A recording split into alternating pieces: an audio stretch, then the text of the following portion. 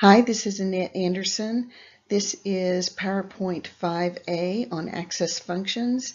It's based on the textbook Functional Behavioral Assessment, Diagnosis, and Treatment by Ennio Cimpani. So access functions have to do with things that we are seeking, things that we want to have. And there are basically three categories that Ennio Cimpani talks about. So 1.1 is direct access to immediate sensory stimuli. This is typically the type of behaviors that you would see with people who have cognitive limitations or possibly people who have had, some kind of a physical or brain injury of some sort. And so they have a lot of movement issues that may be annoying, irritating, or sometimes even dangerous to the person who is doing it, or as well as the people around them. But if you just think on a day-to-day basis, you as a human being and what you do to try to seek out immediate sensory stimuli. So you're in my class and you're very tired and you're sleepy and you're hungry. And so, you reach into your purse and you try to find basically a tangible reinforcer such as gum or candy, maybe a lollipop, something like that. But it's the sensation, the immediate sensory stimuli, once you put it in your mouth, that makes you wake up, makes you be more alert, makes you be able to focus on what the lecture is about. And so everyone does these things.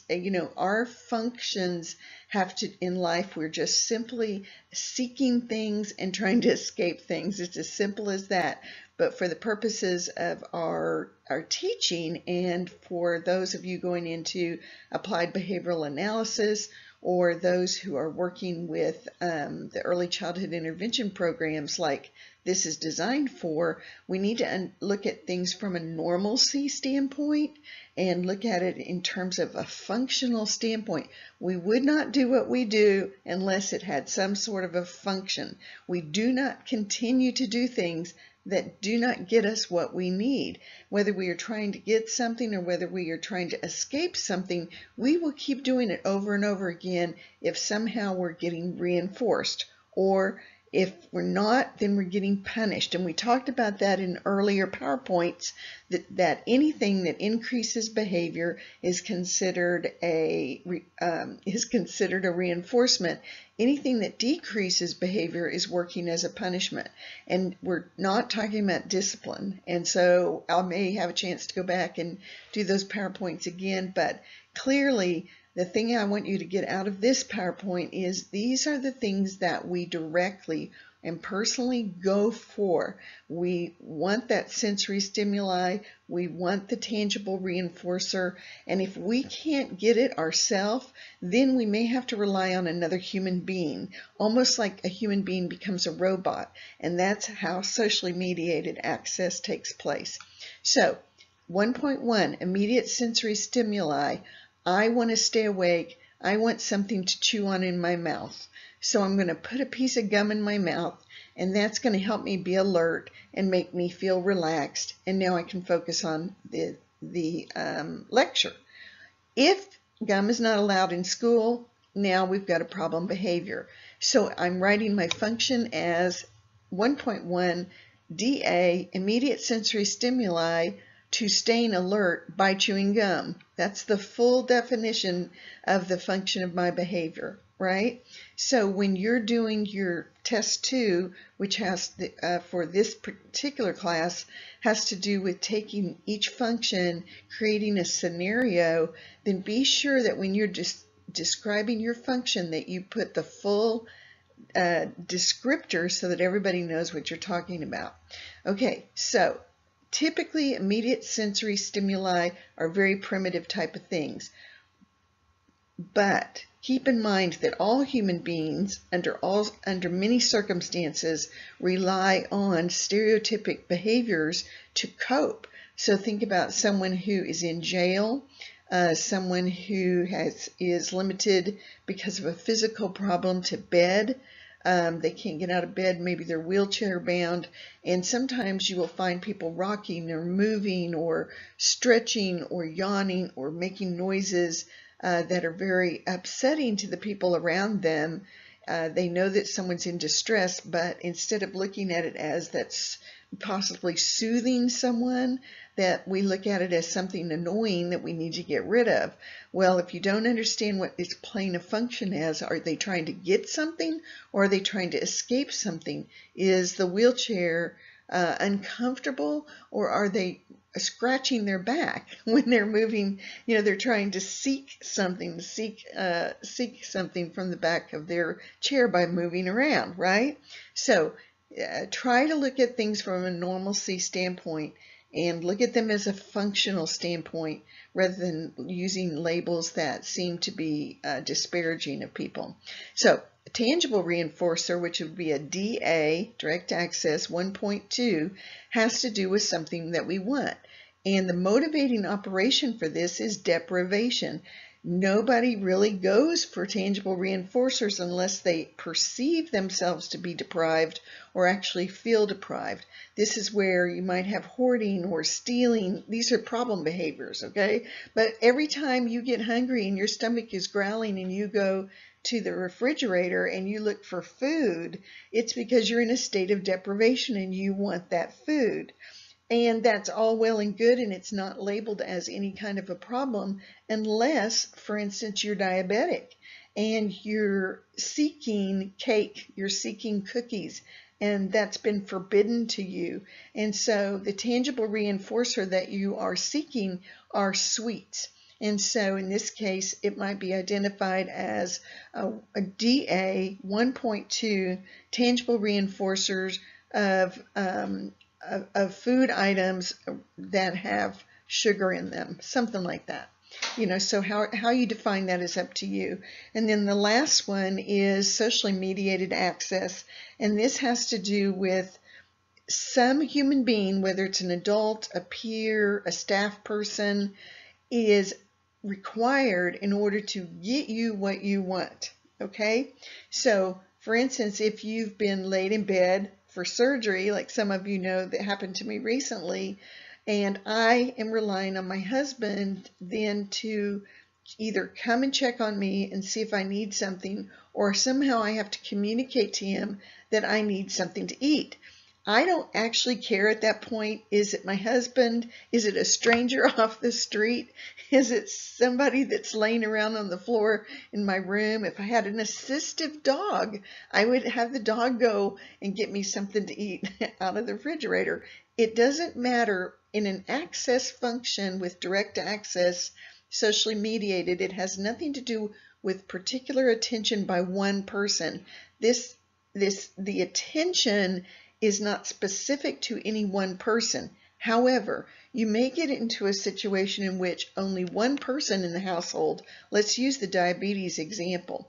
Let's pretend you have a child with juvenile diabetes and you have two parents, one who is just adamant that they follow the follow the protocols in terms of what you can eat and what you can't eat, but the other person is more is more willing to sneak food to the child. And so in that case, you have to decide, is this function a direct access 1.3 socially mediated socially mediated by father to receive the tangible reinforcer, which is the cake. If it is something in which really it doesn't seem to matter in the household who it is, then we know it's definitely a direct access, socially mediated access, but we're not sure if it's a socially mediated for attention or something like that later on. So that you may be having to determine by your testing instruments which is this for, particularly to get dad's attention and become daddy's favorite, or is this strictly about he's the only one who's willing to get you what you want to eat? The key ingredient in the 1.1 direct access sensory stimuli and the tangible reinforcer is the chain interruption strategy. Chain interruption strategy is not a function, it's an intervention. But in these two cases, it is critical to reducing the amount of behavior that you're trying to stop. And so you're basically physically blocking them or interrupting them before they have an opportunity to put that soda in their mouth, to scratch this scratch that's on their body. And over time, by interrupting and blocking and continuing to interrupt and block, you weaken this behavior. And then as the behavior weakens, then you start thinking about what is going to be your replacement behavior that can be reinforced. It prevents the child from putting that thing in its mouth, or it prevents them from scratching. So it occurred to me as I was doing this PowerPoint that let's take, for instance, medication. So if you have a child that has very severe let's say it has very severe chigger bites, or has impetigo or something like that. Besides chain interruption strategy, another technique, of course, is to apply a medication that will lower the itch, right? It will reduce that sensation, the feeling that they have that they want to scratch for a certain period of time. And so in some ways, the replacement behavior isn't so much an actual I'm not going to scratch as much as you are helping reduce the sensory stimuli that caused the problem to begin with. So is that then like a stimulus control issue, or is this, would you consider it a replacement behavior of other behavior? In other words, you can do anything you want as long as you don't scratch. And we're going to put this cream on you, and if you need to run in circles to keep yourself from scratching the sores, you can do that. You just can't put your hands on these sores. Or are you asking them to delay scratching so that the medication has time to go into effect? So all of these go together, but the key thing, remember, if you have an access function 1.1 or 1.2 in your PMP or in your write-up, if you don't have chain interruption strategy as the first key to your strategy, then that's going to be counted off. Because it has to be, you have to block it. And remember, this is the one where we said it happens within 0.5 seconds. So you have to have somebody who is diligent in watching and preventing this from happening. Another suggestion I would have while we're doing this PowerPoint is to pull out your PowerPoint 15 that has to do with replacement behaviors, because this is breaking it down in terms of access function. And remember, we had 5B that had the escape functions and the choices that you have for intervention. It's visually the same thing, only it looks different and seemed to make more sense to you guys when you looked at it on 15. So if you can pull that out as we're talking, that would be great. Also, you've probably noticed that you're going to have to click every time you're ready to move forward with this. Okay, so we're going back now to the direct access 1.1 and 1.2. Our other choice is the alternate direct access form option. Okay, that means basically you figure out a behavior that is just as acceptable as a replacement behavior. It varies slightly from the problem behavior, but it gets the same results. An example, let's go back to sensory and the itching and what have you with impetigo. I've seen families and parents put cotton gloves on their children's hands so that even if they do scratch, it doesn't cause as much damage. Or maybe they've made the gloves into sock puppets to keep them kind of occupied, or maybe they encourage them to do something else that's completely different physically, so it gets their mind off of the itchiness. But remember that the child, it may not feel, and to an adult, it may not feel as good as what they're giving up. So scratching with soft cotton gloves does not feel the same as scratching with your fingernails, even though to you and I, the idea of, germ spreading and the pain of a sore opening up is bad, but to someone who's really itching terribly, sometimes you'll have problems, for instance, at night when they are sound asleep and they are carrying on this same behavior. That's another, for just as an example of a test.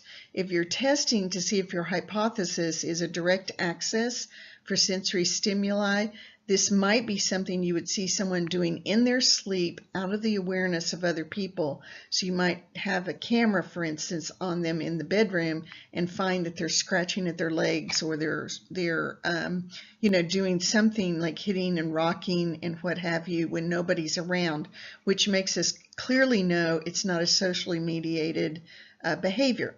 So an example of smoking replacement, for instance, where is my example here. If you're trying to get someone to quit smoking and they've got the new e-cigs out, we've got the patches and all that, if you don't understand what the function of the person's cigarette smoking is, then you're going to miss the boat. If it is a sensory issue, okay, what sensory? Sensory for cigarette smoking would be it gives them a jolt, it makes them feel alert. They may like the feel of the smoke coming into their lungs. They may even like the visual stimulation of smoke coming out of their mouth. They may be bored, okay? They may only tend to smoke when they have no one around and they have nothing else to do.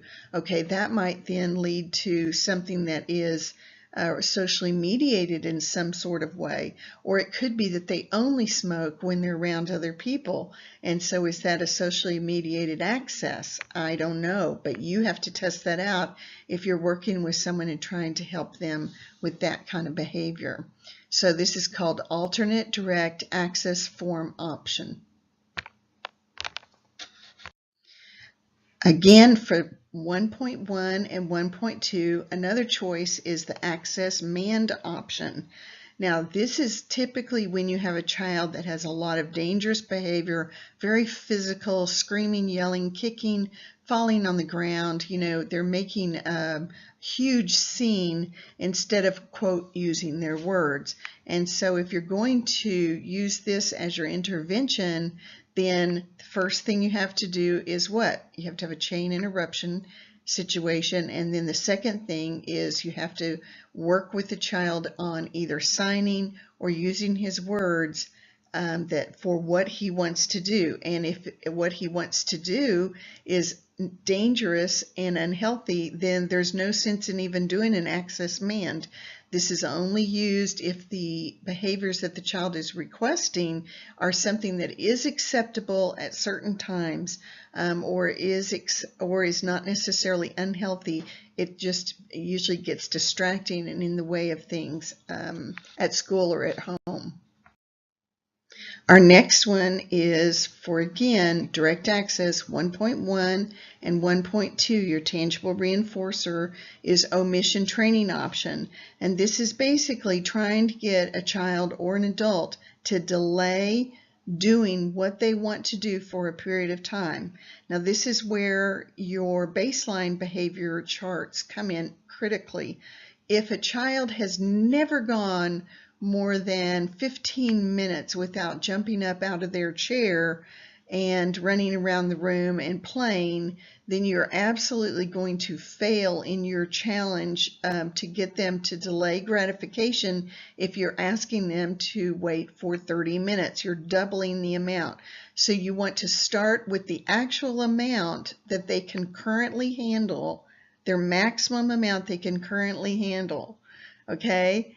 And you have to have a high reinforcement rate. And so the high reinforcement is either what they're wanting to do, or if there's no specific, if there's no specific replacement behavior, it's what they want to do and it's an okay thing to do. But if you have a replacement behavior, that behavior better be really good. It better be something that is very enticing. And then you need to do your increase of your omission training by small increments so that you continue to have success and you don't have a child give up on you.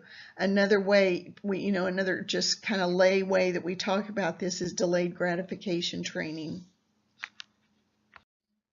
And lastly, in the Access Functions 1.1 and 1.2 is the PREMAC contingency option. And this is basically a trade-off. This is saying you do something that I need you and want you to do, and if you get that thing done, I know you don't like to do it, then you get to do the behavior that you want to do. So if you are willing to get the dishes washed and you're willing to take your clothes and get them into the washer, then I will let you scratch. I know this sounds really weird, but I will let you scratch on your leg where it's itching for 2 minutes, 3 minutes, 4 minutes, and then you must stop. And so you remember that whole thing about limited hold? You know, how often, how much time in between their reinforcements, and how long is the reinforcement going to be? What is a continuous reinforcement? So the PREMAC contingency option really whatever it is that you're asking them to do that is so difficult or yucky or hard to handle, in order to get their sensory stimuli and their tangible reinforcer, just be careful that you don't overdo that to where you make it an impossible situation and you have no success. Okay, we're going to talk now about the interventions and go through them for the socially mediated access functions. Again, remember, this is, you want something directly, you want a tangible reinforcer of some sort, or you are trying to get something sensory. So if you think about a worst case scenario, think about a prisoner of war captive situation in which the captor is the person who is in total control about whether you get any food, water, if you're going to get the ropes that have your hands tied loosened, if they're going to let you sleep, are they going to give you something that makes it more comfortable for you to lay down in your cell. So you become reliant on basically the adult staff attention in order to get any kind of reinforcement. And so the very first thing, of course, is that you can do is teach people how to get their own things. So a common complaint I have with children who have limitations is they're always asking and wanting things. They're always demanding stuff, and the parents fail to realize sometimes their abilities, or they don't adapt the abilities. So they won't let them pour their own milk because it's going to be spilled all over the floor. But what about, pouring little, going ahead and the night before when you get a gallon of milk, making 2 or 3 Tupperware sippy cups full of milk that are on a shelf where the child has access, and teach them how to go in and get their own drink. That's an example of helping them learn to have direct access to their own tangible reinforcer. And of course, all of this relies on what the parent is or is not willing to do with the child. The other option is access manned. When would you need that? Why would a child not just ask for what they want? Well, sometimes you have a mismatched contingency, misguided contingency, and we will talk about that later, in which the child has asked nicely for a drink, for a cookie, for going out and playing, and everybody has ignored them. And so then they start to just escalate in their behavior. The situation we're talking about is a different situation, because the mismatch contingency does not require a full functional assessment and a behavioral intervention. It just requires a stimulus control, which is convincing the parents to pay more attention and do things when the child asks, as long as they're a reasonable request. But if you have a child that's nonverbal, for instance, or they go straight into horrible temper tantrums, very aggressive behavior when they don't get what they want immediately, then Access MAND, number 2, teaching them to just request it either through signing or through verbal skills is all we really need to do in this case. So it's easier said than done. It sounds so simple. Well, just teach them to say, may I have some milk? But if you've got a screamer or a very destructive child, that may be very hard to get them to stop and think and then ask in order to get what they want. The third one is the group contingency for peer attention.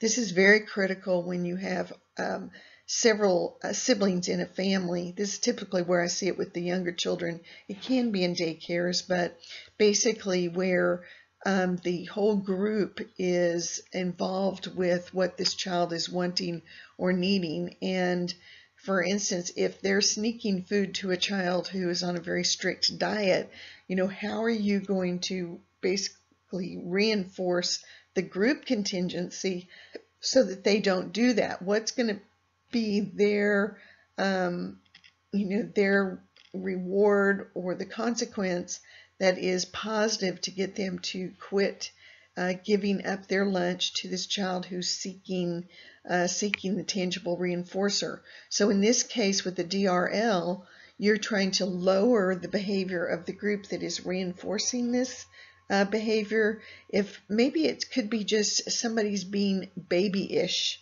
in the class. You're working with young children anyway, but one in particular plays kind of a helpless role, and so they always are getting people to do things for them instead of doing it themselves.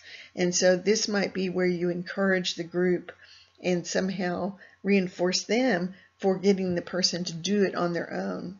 Omission training option is basically delayed gratification. So you want to look at how long. This is where your baseline assessment is really critical, and the function is very critical. So let's say you have a child that is constantly snacking or constantly eating, or they're very oral. Something is always in their mouth. And so your baseline evaluates this and realizes that really, unless the child is sound asleep, they can go no more than about 5 to 10 minutes based on the baseline without something in their mouth. So if it's not something that's an edible, they're going to be chewing on their collar, they're going to be chewing on their fingers, they're going to be putting their hair in their mouth. But really, let's say 5 minutes is the maximum amount of time before they start getting very edgy and they need something and want something in their mouth. Then your omission training option is going to be no more than 5 to 6 minutes to begin with, and you're going to start with a continuous reinforcement schedule so that this child, realizes that they just need to hold on and they'll get what they need. They just need to hold on, right? But if you take a child that's only gone 5 minutes at the most without something in their mouth, and then you set a contingency plan in which their reinforcement does not come until 30 minutes, they have to go 30 minutes, it's going to be unsuccessful, it's going to be frustrating, and you're going to basically be causing even more problems than you were trying to eliminate. And then last option for this socially mediated access to whatever is the pre-met contingency. And basically what it is these adults, these peers or staff that are involved make a request of the client, of the child, to do something that they normally would not want to do. It's called a low rate behavior. So what's a low rate behavior? Eating broccoli, eating Brussels sprouts, cleaning your room, doing your laundry. That for certain people, those are things they dislike, and so they put them off or they do the least amount possible. So a pre-met contingency basically means you're asking them to do something they normally would not want to do in exchange for doing something that they must and they love and they have to do in order to feel normal. And so that's what the pre-met contingency is about, is basically convincing someone to do something they don't want to do. If they really, really, really want a lollipop, if they really, really want to roll around and do twirls and cartwheels and things like that, if they really, really want to do it, first they have to do this other item. Another difference, of course, with the socially mediated access is the problem with peer relationships.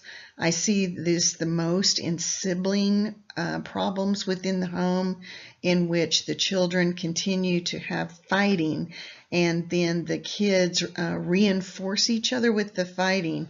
And so an example of this, you might have two different functions going on. So I'll tell you a story. So I had a sibling pair that were left at home during the summertime while mom and dad worked. They were old enough. The daughter was 16, the son was 10. Okay, the daughter, who was 16, just wanted to sit around, be lazy, and watch her soap operas on TV. Okay. The 10-year-old, on the other hand, wanted to play, wanted to have social attention. He wanted to engage in things, and he didn't like to be lonely and by himself. So the daughter wanted,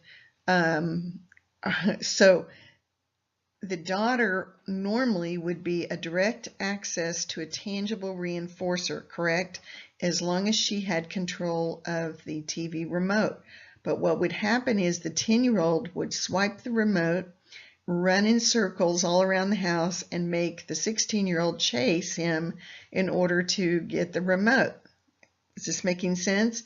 Okay, so then the 16-year-old would eventually overpower the 10-year-old, get the remote, get to watch the TV shows that she was watching, and all through the rest of the day, the child would continue to taunt and taunt and taunt.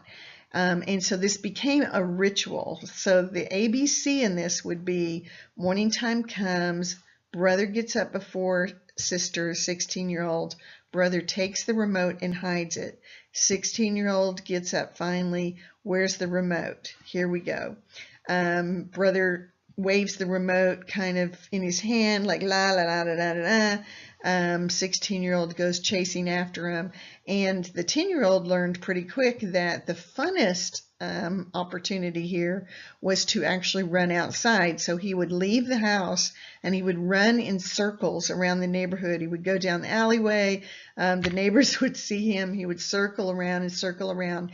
And even though this 16-year-old was a really bright student, she never once considered not participating. It never occurred to her to just not go after the remote and see if he would eventually, the extinction process, if he would eventually give it up. So I had them both in therapy. I hear both of the stories.